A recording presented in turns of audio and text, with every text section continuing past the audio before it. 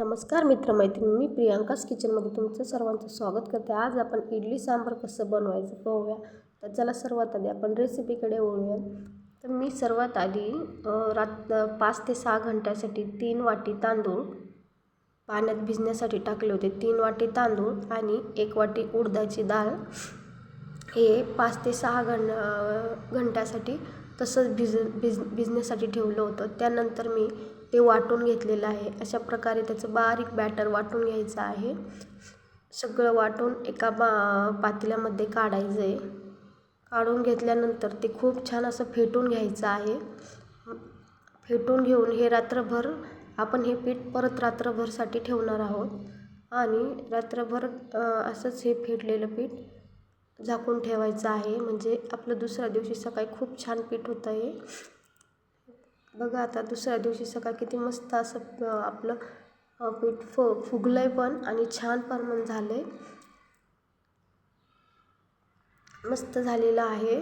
आता याला आपण फेटून घेणार आहोत आणि बाजूला ठेवून सांबारची तयारी करून घेऊया.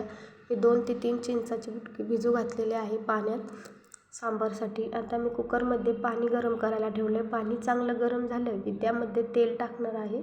थोडंसं तेल टाकायचं आहे. तेल टाकलं की त्यामध्ये आपण तुरीची डाळ टाकून देणार आहोत. तुरीची डाळ टाकून द्यायची आणि एक ते 2 शिट्ट्या घ्यायच्या आहेत. डाळ अर्धवटच शिजून द्यायची आहे.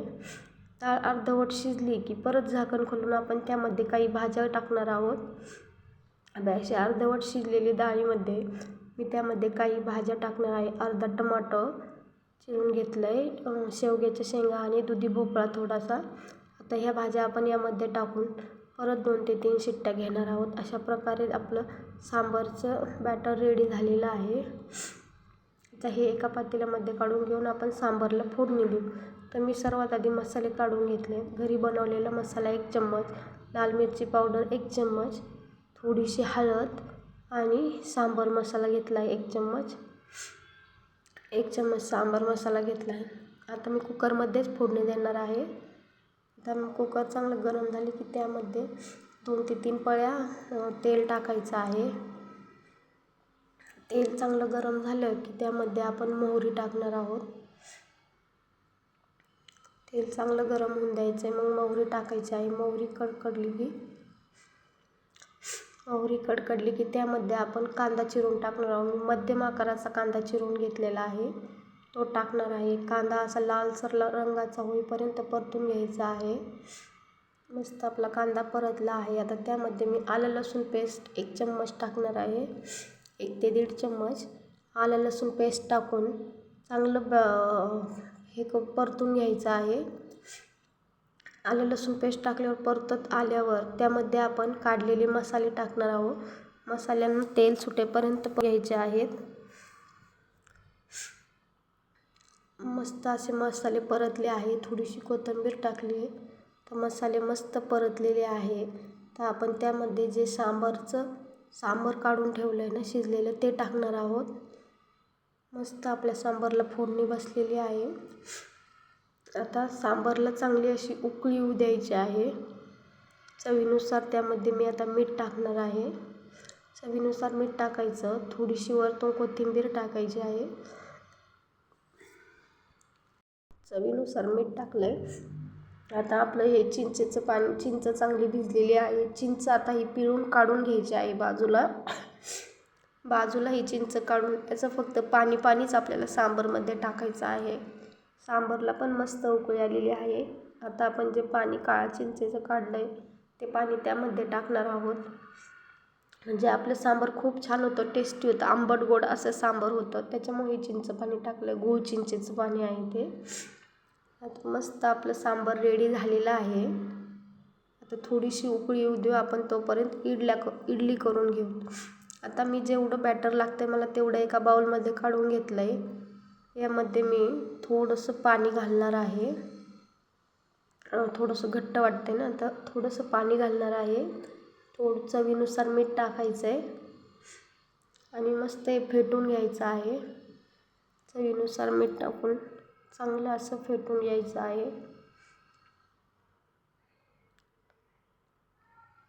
चांगलं फेटत आलं मस्त असं फेटलेलं आहे. आता आपण इडल्या करायला घेणार आहोत. तर इडलीचं पात्र असतं ना, त्यामध्ये मी पाणी गरम करायला ठेवलं आहे. 2 ग्लास इतकं पाणी टाकलेलं आहे त्यामध्ये. आता या भांड्यांना आपण तेल लावून घेऊ, म्हणजे आपली इडली त्याला चिटकणार नाही. अशा प्रकारे भरपूर असं तेल लावून घ्यायचं आहे.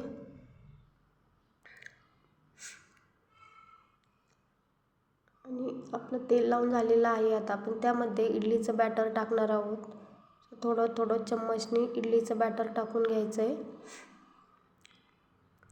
अजून तुम्ही माझ्या चॅनलला सबस्क्राईब केलं नसेल तर सबस्क्राईब करून घ्या. बेल आयकॉनला क्लिक करा, म्हणजे असेच नवनवीन व्हिडिओ पाहण्यासाठी भेटतील. असेच माझ्या नवनवीन रेसिपी पाहण्यासाठी भेटतील. आता आपण हे इडली पात्रामध्ये लावून देऊ आणि 15 ते 20 मिनटासाठी आपली हे झाकून ठेवायचं आहे. मग इडली आपली तयार होती.